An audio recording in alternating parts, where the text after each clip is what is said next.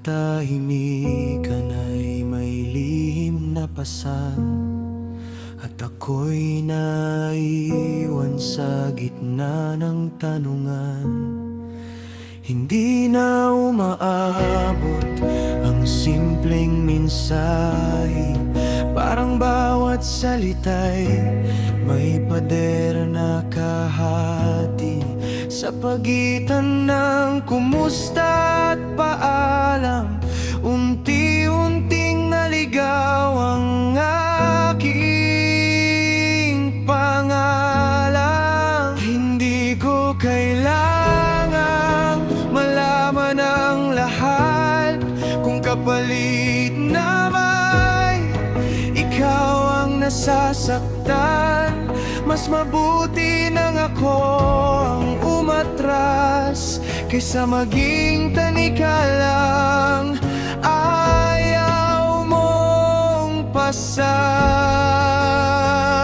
kaya dahan-dahan kitang binitiwan. Hindi dahil kulang ang pagmamahal, pinili kong maging hangin sa likuran, upang malaya kang huminga ng walang dahilan. At kung sakaling hanapin mo ang tinig ko, baka nasa katahimikan na lamang ito. Hindi lahat ng paglayo ay pagkawala, may mga pusong lumalakad para sa kalayaan.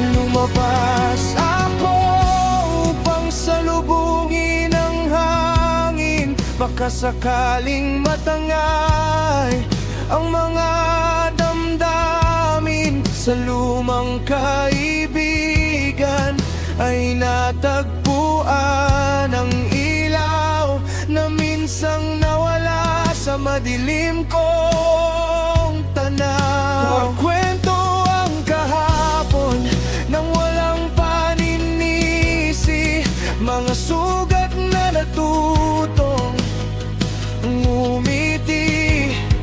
May mga pagkatapos palang payapa, kapag pareho ng marunong bumitaw. Sa bawat gabing ako lamang ang kasama, unti-unti kong binuo ang bagong umaga. Mga pangarap na walang hinihintay, mga hakbang na sarili ang inakay. Hindi na ako mamamalimos ng pansin, hindi na ako magbibilang ng pagdating.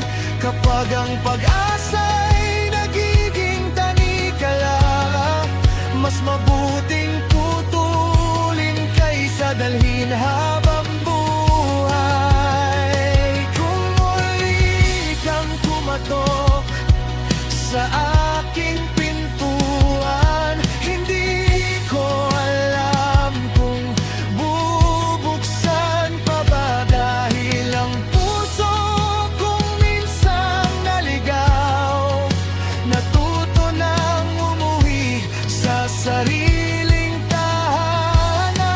At kung kailan kong lisanin ang lahat, pati mga lansang ang kabisado ng sugat, hindi yon pagtakas sa nakaraan, kundi paglalakbay